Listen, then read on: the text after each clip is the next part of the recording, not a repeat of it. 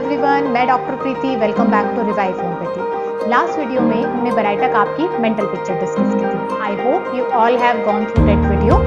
आज की वीडियो में हम बराइटा काफ के और कैरेक्टरिस्टिक सिम्टम्स डिस्कस करेंगे, प्लस सिमिलर रेमेडीज के साथ इसका कंपैरिजन करेंगे। So let's start it.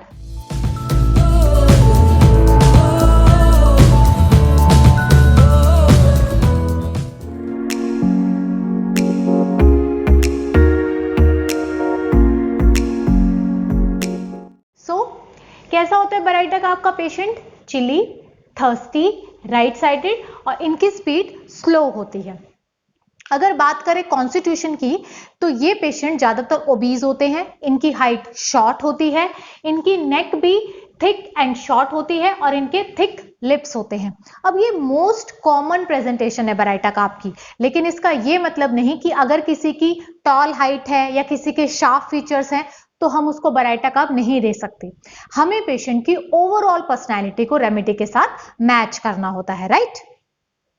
Next, in patients के अंदर बहुत वीकनेस होती है। ये थोड़ा सा भी फिजिकल वर्क करते हैं या मेंटल वर्क करते हैं तो दे फील वेरी वीक। कुछ भी काम करने के बाद हमेशा इनका मन होता है कि थोड़ी देर रेस्ट कर लें, थोड़ी देर बैठ जाए, राइट। बहुत वीकनेस होती है इनके अंदर।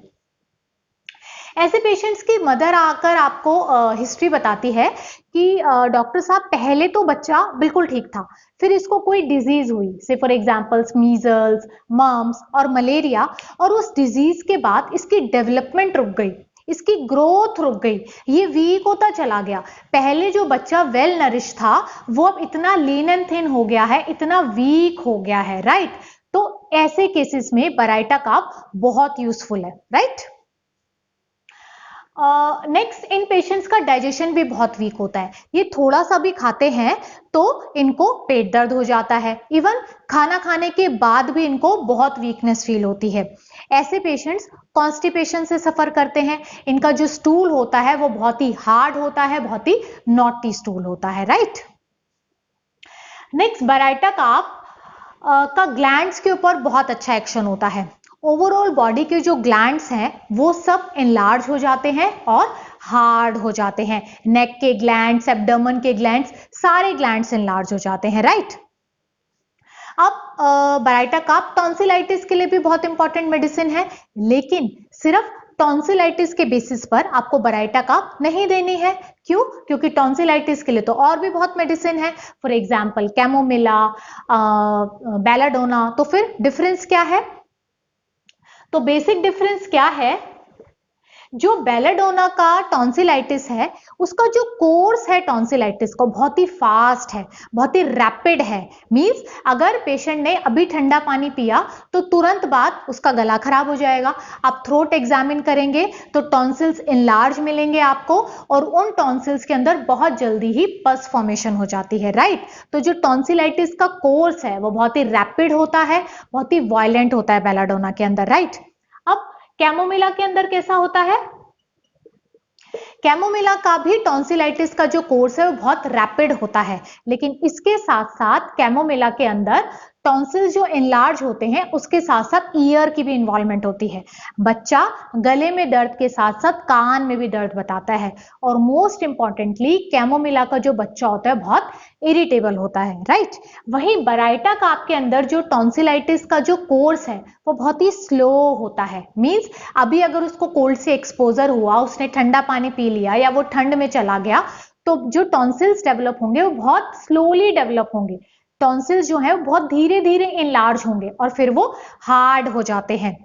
पस फॉर्मेशन टॉन्सिल्स के अंदर बराइटा काफ के अंदर बहुत ही कम होती है। ज्यादातर इसके अंदर जो टॉन्सिल्स है वो इनलार्ज हो जाते हैं और हार्ड हो जाते हैं, राइट।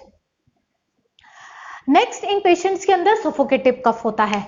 आप अगर इनकी चेस्ट एग्जामिन करेंगे तो there is a lot of mucus, लेकिन पेशेंट के अंदर इतनी स्ट्रेंथ नहीं होती है कि वो कफ आउट करके वो जो म्यूकस है चेस्ट के अंदर उसको एक्सपेल आउट कर पाए, क्योंकि ऐसे पेशेंट्स बहुत ही वीक होते हैं। आप देखेंगे जब भी वो कफ कर रहे होते हैं तो उस कफ के अंदर इतना फोर्स ही नहीं होता, इतनी एनर्जी ही नहीं होती कि वो जो म्यूकस है चेस्ट के अंदर उसको एक्सपेल आउट कर पाए, क्योंकि वीक होते हैं पेशेंट, राइट।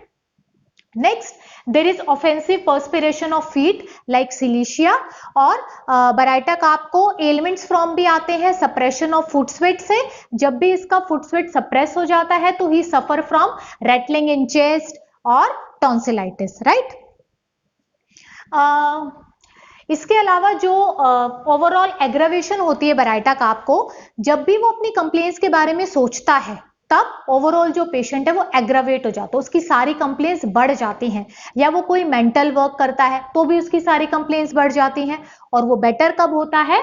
जब भी वो ओपन एयर में वर्क करता है। हालांकि बराइटा काप का पेशेंट चिली है, कोल्ड से इसकी सारी कंप्लेंट्स बढ़ जाती है। हल्का सा भी वेदर चेंज होता है तो इसको म्यूकस डेवलप हो जाता है चेस्ट में, टॉन्सिल्स बढ़ जाते हैं, लेकिन फिर भी ओवरऑल पेशेंट जब ओपन एयर में वॉक करता है तो ही फील्स बेटर, राइट। तो ये तो थी बराइटा की ओवरऑल ड्रग पिक्चर। तो इसके रिगार्डिंग कोई भी क्वेरी है तो आप मेरे को कमेंट सेक्शन में कमेंट कर सकते हैं। Till then have a good day, thank you.